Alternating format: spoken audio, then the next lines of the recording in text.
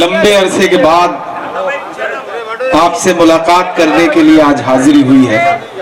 इधर जो साथी खड़े हैं उनसे मेरी गुजारिश है कि कुर्सियां जहां हैं वहां अगर आप बैठ लेंगे सुकून से तो अच्छा रहेगा।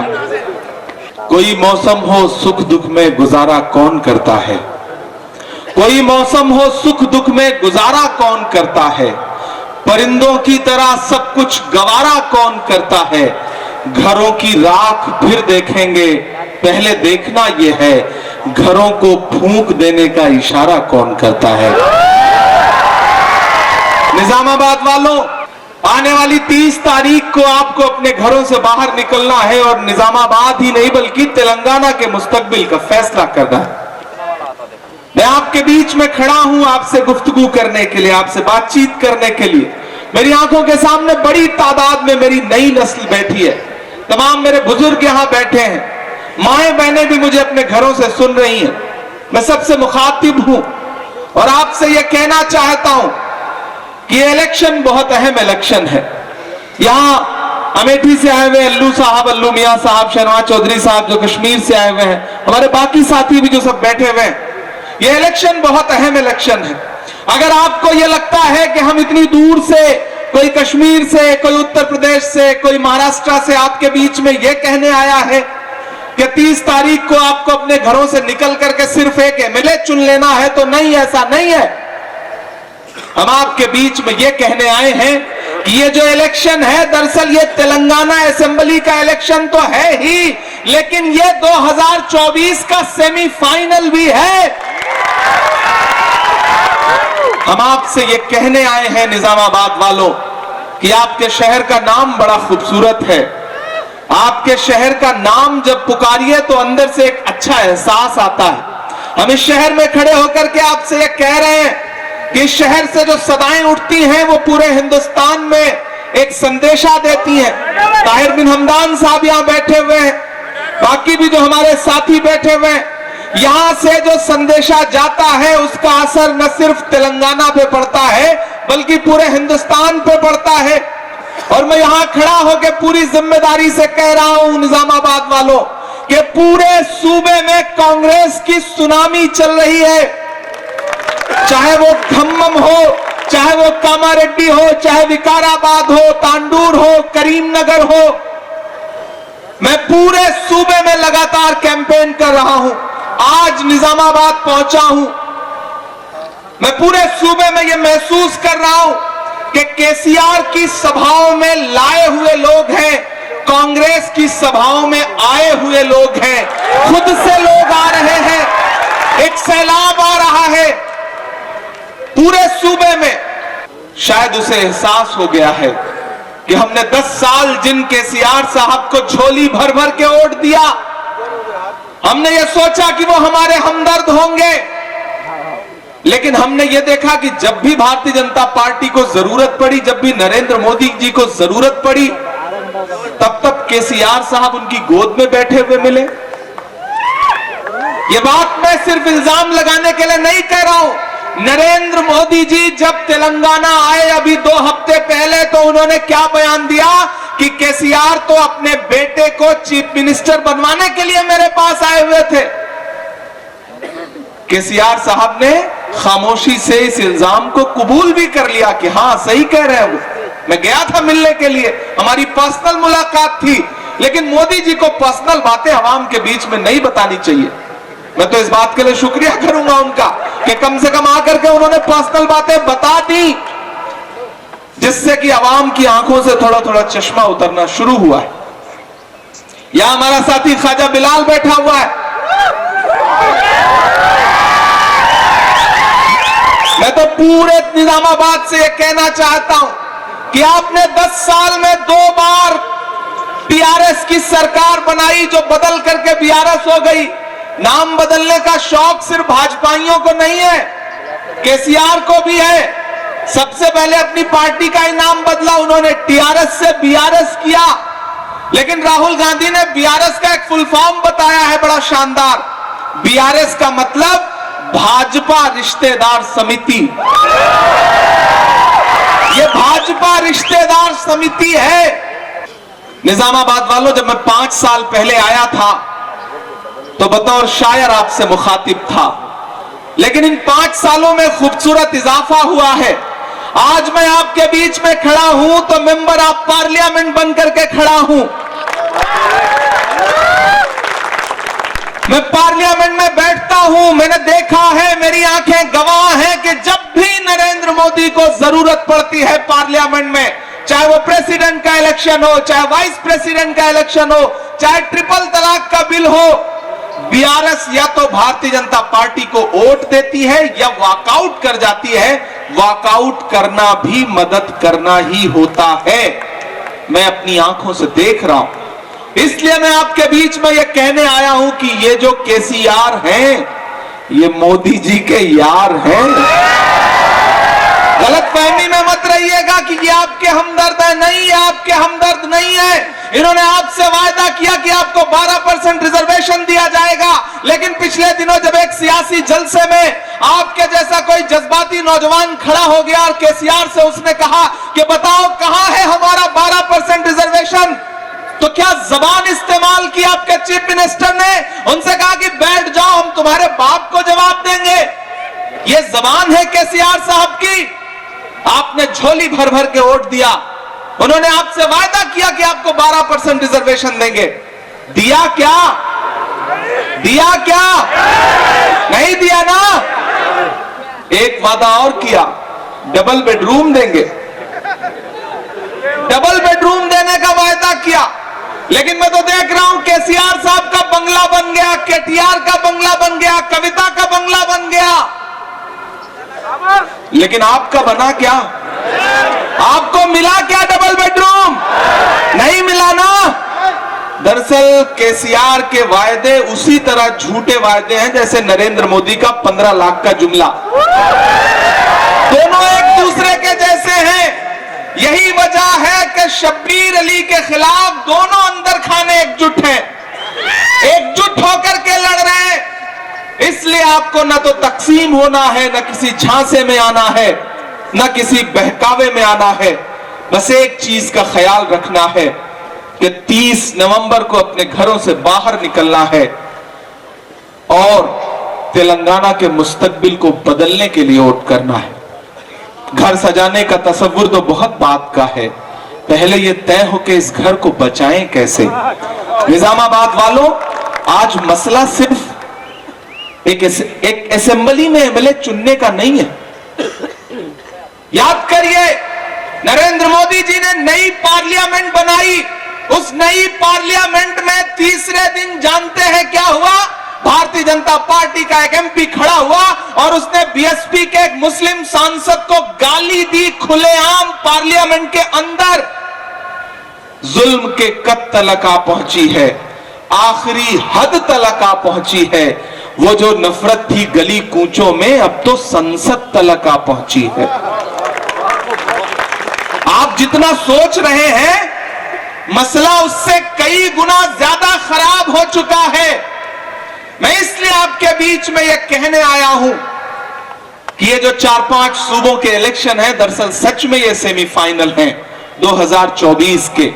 ये 4 सूबों के रिजल्ट तय करेंगे। तेलंगाना का रिजल्ट तय करेगा कि आने वाले दिनों में हिंदुस्तान में ये मुल्क आईन से चलेगा, संविधान से चलेगा या किसी की तानाशाही से चलेगा। ये तय होगा आपके वोट से। ये तय होगा आपके वोट से कि ये मुल्क महात्मा गांधी के उसूलों से चलेगा या नाथूराम गोडसे की पिस्तौल से चलेगा। ये आपके वोट से तय होना है 30 नवंबर को। तब मैं आपसे ये कहने आया हूं निजामाबाद वालों कि मसला आपकी उम्मीद से ज्यादा खराब हो चुका है। शब्बीर साहब एक मजबूत नेता है आपके सूबे के, बड़ी खिदमत है इनकी। 4% रिजर्वेशन का क्रेडिट जाता है शब्बीर अली साहब को। एक एक आदमी इस बात के लिए ताली बजा करके इनकी तारीफ करे कि इन्होंने अपनी सियासी जिंदगी में एक ऐसा मील का पत्थर रखा है कि वो मील का पत्थर केसीआर साहब की हुकूमत लेके जाएगा, ये मेरा यकीन है। निजामाबाद वालों, शब्बीर साहब कामारेड्डी से चुनाव लड़ा करते थे। केसीआर को दूसरी कोई सीट नहीं मिली पूरे सूबे में, नहीं देखा गया उनसे शब्बीर जैसे कद्दावर नेता का असेंबली में रहना, तो कहां गए? कामारेड्डी चले गए। लेकिन मुद्दई लाख बुरा चाहे तो क्या होता है, वही होता है जो मंजूर खुदा होता है। राहुल गांधी जी ने, और मैं रेवंत की इस बात के लिए तारीफ करूंगा कि रेवंत रेड्डी ने कहा कि केसीआर साहब आप चाहे जहां चले जाइए पूरे सूबे में, मैं वहां आपका पीछा करूंगा। आप कामारेड्डी आ रहे हो, मैं आ रहा हूं कामारेड्डी, कामारेड्डी से हरा करके आपको वापस भेजेंगे। और पार्टी ने यह फैसला किया कि शब्बीर साहब निजामाबाद जाएं, और निजामाबाद जो पिछले 2 बार से धोखे से, बहका करके, फुसला करके, साजिशें करके हराई जाती रही सीट है, वहां शब्बीर साहब जाएं और मुकाबला करें और जीत करके आए। मैं शब्बीर साहब को सैल्यूट करूंगा कि उन्होंने ये चुनौती कबूल की और वो आए आपके बीच में, और उन्होंने पिछले 2 हफ्तों में यकीन जानिए कि सिर्फ आपका एतमाद नहीं जीता है।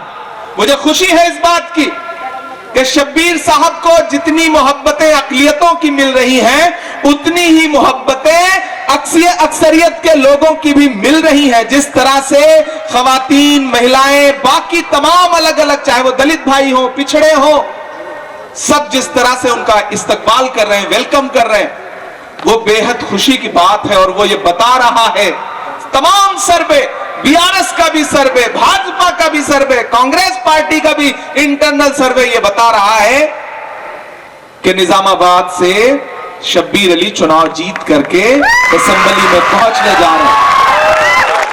हम तो यहां खड़े होकर के आपसे एक कदम आगे की बात कहते हैं निजामाबाद वालों, कि तेलंगाना में कांग्रेस की हुकूमत बनने जा रही है। कोई ताकत नहीं रोक सकती, न बीआरएस रोक सकती है, न बीजेपी रोक सकती है। क्लियर मेजॉरिटी के साथ तेलंगाना में कांग्रेस की सरकार बनने जा रही है। आप 30 नवंबर को शब्बीर साहब को इतने वोट दे करके असेंबली में भेजिए कि 3 तारीख को जब 3 दिसंबर को ईवीएम खुले तो यह संदेशा जाए कि बड़ी मार्जिन के साथ आपने इन्हें एमएलए बनाया है। आप इन्हें एमएलए बना के भेजिए। हम आपको वादा करते हैं, हम आपको यकीन दिलाते हैं कि आप इन्हें एमएलए बना करके भेजेंगे और हम इन्हें एक ऐसा मजबूत मिनिस्टर बना करके वापस आपके पास भेजेंगे कि पूरा निजामाबाद कहेगा कि आपको एक मजबूत और ताकतवर नेता मिला है, जिसमें हिकमत भी है, जिसमें समझदारी भी है। निजामाबाद वालों,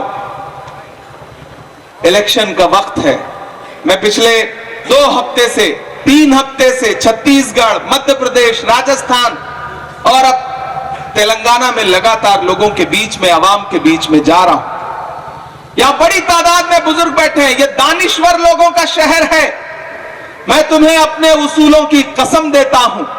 जब मैं शब्बीर साहब को देखता हूं, शब्बीर साहब की हिमायत में बैठे हुए संजय भाई को देखता हूं, तो मुझे ऐसा लगता है कि जैसे दोनों कह रहे हो कि मैं तुम्हें अपने उसूलों की कसम देता हूं, मुझको मजहब के तराजू में न तौला जाए, मैंने इंसान ही रहने की कसम खाई है, मुझको हिंदू या मुसलमान न समझा जाए।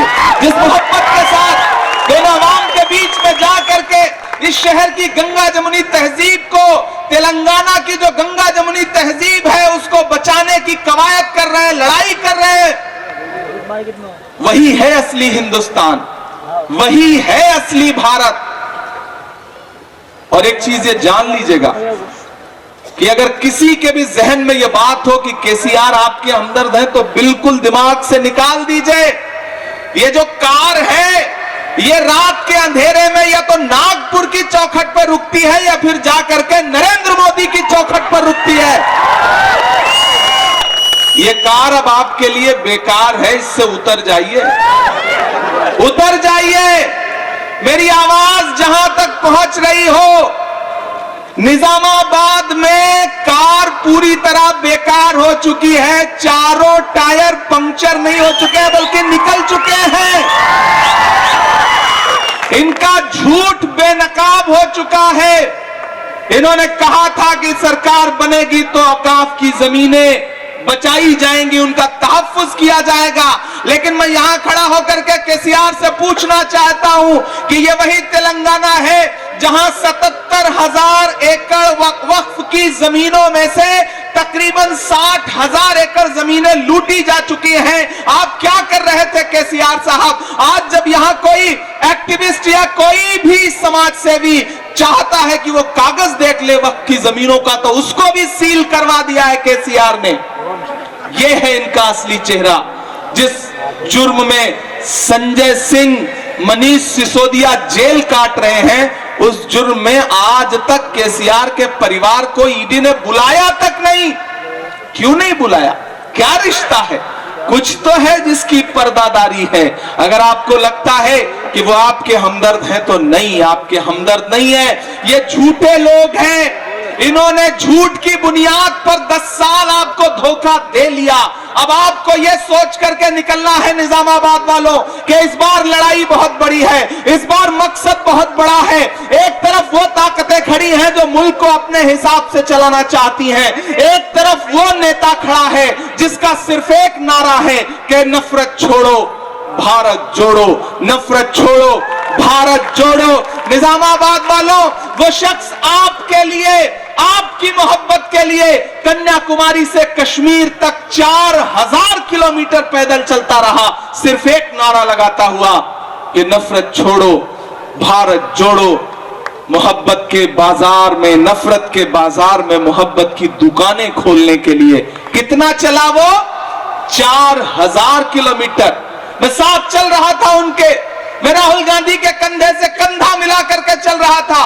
मुझसे मीडिया के एक साथी ने केरल में सवाल किया कि इमरान, आप तो शायर हैं, आप राहुल गांधी के कंधे से कंधा मिला करके इस यात्रा का हिस्सा हैं, बताइए आप क्या सोचते हैं? मैंने कहा मैं तो राहुल के साथ चलते हुए बस ये सोचता हूं कि जो हर जालिम से टकराएगी वो आंधी बनाऊंगा, जो हर जालिम से टकराएगी वो आंधी बनाऊंगा। नए अंग्रेज आए हैं, नया गांधी बनाऊंगा। लड़ाई बहुत बड़ी है निजामाबाद वालों, बहुत बड़ी लड़ाई है। इधर जो इस तरफ भी खामोश बैठे हुए हमारे बुजुर्ग हैं, दानिश्वर लोग हैं, मैं उनको भी मुखातिब करके ये कह रहा हूं कि 2024 के बाद इस मुल्क में इलेक्शन होगा या नहीं होगा ये भी तय नहीं है, क्योंकि हाकिम के इरादे अच्छे नहीं है। तेलंगाना तय करेगा कि हाकिम के इरादे कैसे रहने। इसलिए भी मैं आपसे गुजारिश कर रहा हूं कि किसी के झांसे में मत आइए। बस एक चीज ध्यान में रखिए कि एक शख्स है इस मुल्क में जिसका नाम राहुल गांधी है, वो अपने पैर के छालों की परवाह किए बगैर मुसलसल लड़ रहा है, चल रहा है, एक पैगाम लेकर के कि नफरत कम करनी है। नफरत कम होगी तो फायदा किसका होगा? कभी सोचा है? नफरत के सबसे ज्यादा शिकार कौन है? हम हैं, आप हैं, आप हैं। सड़कों पर लिंच करके मारे जा रहे लोग कौन हैं? हम हैं, आप हैं। जो जब ये नफरत कम होगी, जब नफरत के बाजार में मोहब्बत की दुकान खुलेगी, तो उससे सबसे ज्यादा फैज़याब कौन होगा? कभी सोचा है? मैं चाहता हूं कि अपना मकसद बड़ा करिए। आप अपना मकसद बड़ा करेंगे तो यकीन जाने कि सबसे बड़ा फायदा भी आपको होने जा रहा है। अभी माइनॉरिटी डिक्लेरेशन का प्रोग्राम हुआ, शब्बीर साहब उसकी नुमाइंदगी कर रहे थे, रेवंत रेड्डी साहब भी मौजूद थे, सलमान खुर्शीद मौजूद थे, मैं भी मौजूद था। कांग्रेस ने क्या ऐलान किया कि हम 4000 करोड़ रुपए का बजट रख रहे हैं अक़लियतों के लिए। 4000 करोड़ रुपए का बजट माइनॉरिटी फाइनेंस कॉर्पोरेशन बना करके जो छोटे छोटे दुकानदार हैं, जिन्हें 2 लाख, 3 लाख, 4 लाख रुपए चाहिए अपना रोजगार शुरू करने के लिए, हम उन्हें 5 लाख रुपए तक का रोजगार लोन जो है वो बिना बहुत थोड़े इंटरेस्ट पे मुहैया कराएंगे। 1200 रुपए का गैस सिलेंडर खरीदा है आपने ना? खरीदा है ना? कांग्रेस क्या कह रही है कि हमारी सरकार बनने दीजिए, हम 500 रुपए का देंगे। नरेंद्र मोदी जी भी उसके बाद कहने लगे कि हम 450 का देंगे। ये वाले झूठे जो हैं ये भी कहने लगे कि हम 400 का देंगे। तो अब तक क्यों नहीं दिया? नरेंद्र मोदी जी से मैं तो कहना चाहता हूं कि गुजरात में, उत्तर प्रदेश में, असम में आपकी सरकार है ना, ये जो 450 की गारंटी दे रहे हो पूरे देश में लागू कर दो। अगर दम है तो 450 रुपए का गैस सिलेंडर, तब तो हम समझे कि आप आवाम को लूटने वाले नहीं हो बल्कि आवाम के हिमायती हो। ये इनके चुनावी वादे हैं, इनके झांसे में मत आइएगा। ये केसीआर हो, ये चौकीदार हो, दोनों एक जैसे हैं, दोनों झूठे हैं। मैं पूरी जिम्मेदारी से यहां खड़ा होकर कह रहा हूं कि नरेंद्र मोदी को झूठ के मामले में इस मुल्क में कोई टक्कर दे सकता है तो सिर्फ केसीआर दे सकते और कोई नहीं दे सकता। दोनों अदाकार हैं, बड़े अदाकारों से आपकी लड़ाई है, लेकिन मैं जानता हूं कि उधर 2 अदाकार हैं तो इधर हमारे शब्बीर भाई हैं। लड़ेंगे इनसे और जीत के दिखाएंगे, इंशाअल्लाह जीत के जरूर दिखाएंगे। ये जो बीआरएस और भाजपा के झूठे लोग हैं, इनको आप रोज झेल रहे हो, बहुत दिन से झेल रहे हो। वो बीआरएस का एक नेता एक गांव में पहुंचा, उसने गांव के लोगों को इकट्ठा किया, बोले बताओ तुम्हारी क्या परेशानी है, मैं तुम्हारी परेशानी दूर कर दूंगा। गांव के लोग आपकी तरह भोले थे, बोले साहब हमारी 2 समस्या है, परेशानियां। पहला ये कि हमारे यहां कोई अस्पताल नहीं है। उसने मोबाइल निकाला, पता नहीं कहां फोन लगाया, डांटना शुरू किया कि यहां कोई हॉस्पिटल नहीं है, कल यहां हॉस्पिटल खुल जाना चाहिए, डॉक्टर आ जाने चाहिए। फोन रख दिया। फिर बोले देखो मैंने तुम्हारी पहली समस्या, पहली तकलीफ खत्म कर दी, दूसरी बताओ। तो गांव वालों ने कहा साहब दूसरी तकलीफ यह है कि इस गांव में मोबाइल का कोई नेटवर्क ही नहीं है। ये है बीआरएस, ये है इनका झूठ, और इस झूठ के झांसे में आप 10 साल से फंसे हुए हैं। अब निकल आइए, निकल आओगे ना, निकल आओगे ना, निकल आइए इनके झूठ के झांसे से। उधर दिल्ली वाला क्या कहता है कि बताओ कांग्रेसियों आपने 70 साल में किया क्या। इधर ये कहते हैं बताओ कांग्रेस वालों आपने 70 साल में दिया क्या। एक कहता है किया क्या है, एक कहता है दिया क्या है। एक दिन पार्लियामेंट में हम लोग बैठे थे, उधर नरेंद्र मोदी जी खड़े थे, बोले बताओ कांग्रेसियों आपने 70 साल में क्या बनाया। तो खड़गे साहब आगे बैठे थे, पलट के बोले इमरान मत बताना, जो बताओगे ये उसको भी बेच देंगे, इनका काम सिर्फ बेचने का है, ये सिर्फ बेचते हैं, बनाना इन्हें नहीं आता। इसलिए जितना छुपा के रख सको छुपाए रखो, वरना ये बेच देंगे। 400 450 का गैस सिलेंडर, 1200 का खाने का तेल। मेरी माएं बहनें सुन रही होंगी मुझे, आप सुबह जब रसोई में जा करके सालन बनाने के लिए कढ़ाई में तेल डालती हैं तो उसके साथ आंसू भी गिरते हैं, क्योंकि जो खाने का तेल 70 रुपए में था वो कितने का हो गया, 200 के पार हो गया। दूध, दही, पनीर, छाछ, मक्खन, धर्म के नाम पर राजनीति करती है भाजपा, लेकिन भगवान श्री कृष्ण को सबसे ज्यादा जो पसंद है वो मक्खन है। मक्खन पे भी जीएसटी लगा दिया 18%।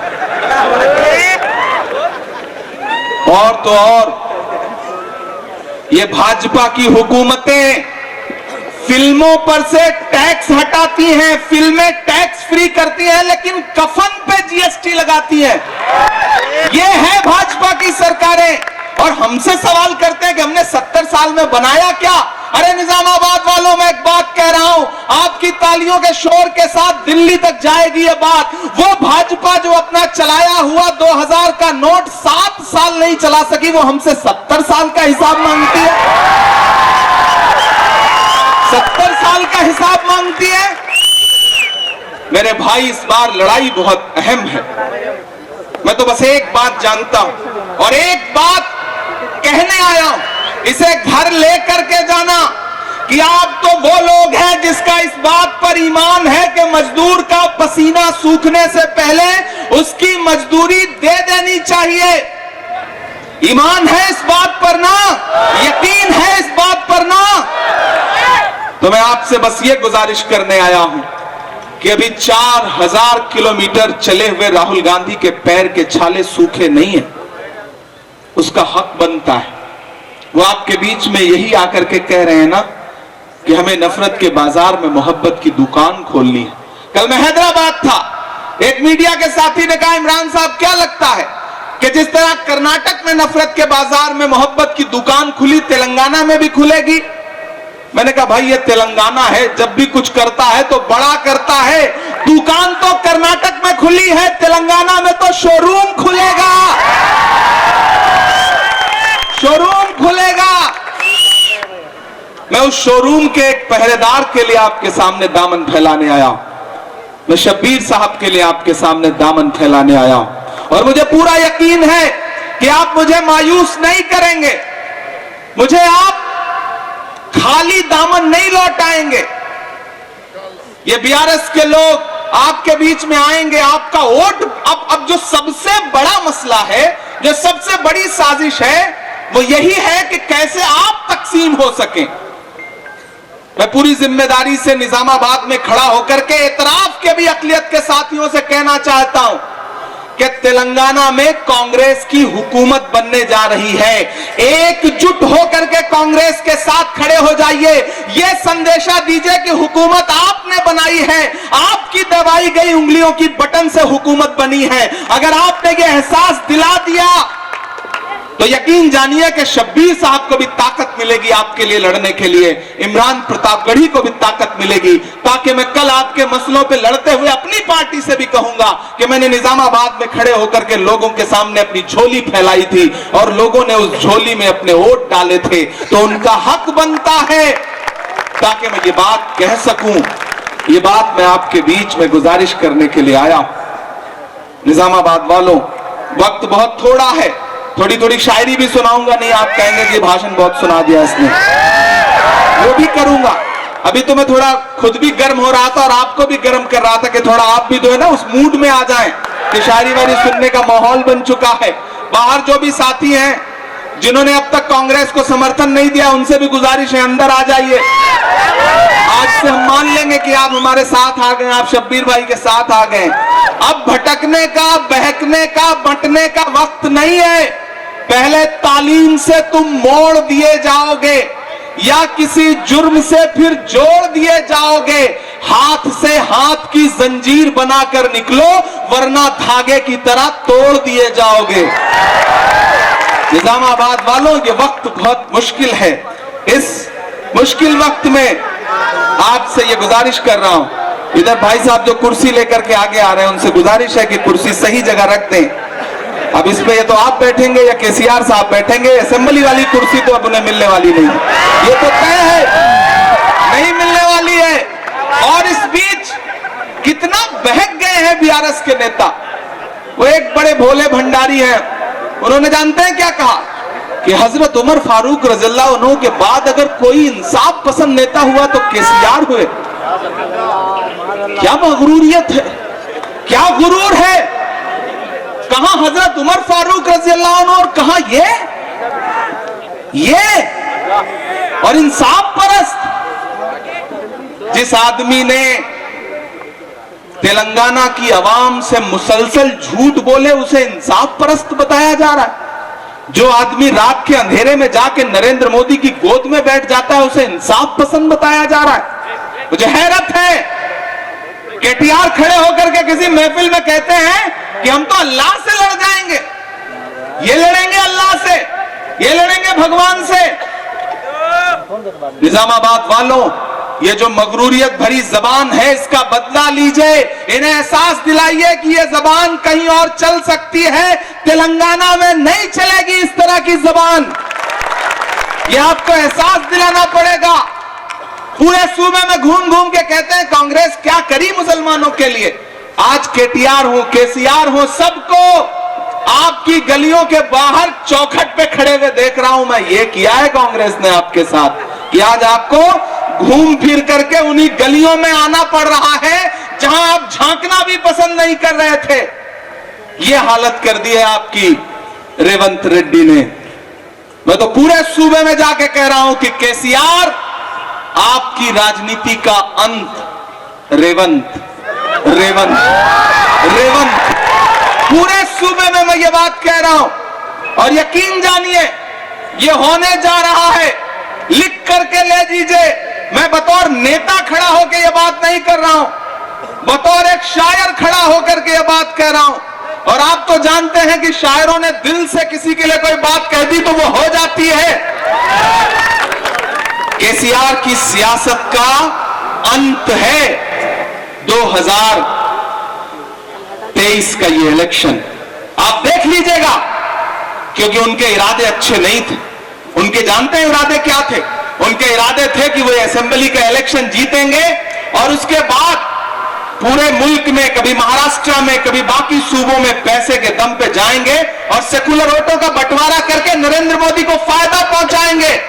लेकिन मेरा मानना है कि ऊपर कोई एक ताकत बैठी है, जब उसकी चलती है तो फिर किसी की नहीं चलती, नहीं चलती किसी की। और यह भी जान लीजिए, कभी सुभाष चंद्र बोस नेताजी ने एक नारा दिया था कि तुम मुझे खून दो, मैं तुम्हें आजादी दूंगा। हम बहुत छोटे लोग हैं, लेकिन हम यहां खड़े होकर के एक नारा देते हैं कि निजामाबाद वालों, आप हमें तेलंगाना दीजिए, हम 2024 में जीत करके आपको दिल्ली देंगे, ये हमारा आपसे वादा है। आप हमें दीजिए तेलंगाना। आप राहुल गांधी की बातों पर यकीन करके उनकी मोहब्बत की दुकान के हिस्सेदार बनिए। हम 2024 में वो जो दिल्ली में एक नफरत की दुकान खुली हुई है उसका शटर डाउन करेंगे। इस बात के लिए जितना भी हमें लड़ना पड़ेगा हम लड़ेंगे।